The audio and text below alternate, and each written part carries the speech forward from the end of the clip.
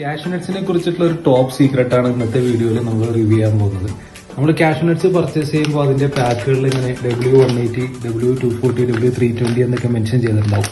എങ്ങനെയാണ് ഈ പേരുകൾ കൊടുക്കുന്നതെന്ന് നമുക്ക് നോക്കാം.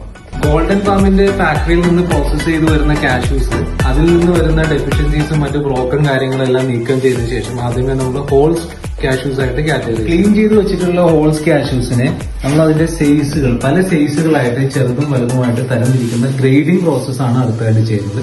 അങ്ങനെ ഗ്രേഡ് ചെയ്ത് വെച്ചിട്ടുള്ള കാഷ്യൂസ് നമ്മൾ 453 ഗ്രാം കൃത്യമായിട്ട് 453 ഗ്രാം, അതായത് ഒരു പൗണ്ടിൽ 320 കാഷ്യൂസ് ആണുള്ളതെങ്കിൽ അതിനെ നമ്മൾ W320 എന്ന് പറയും.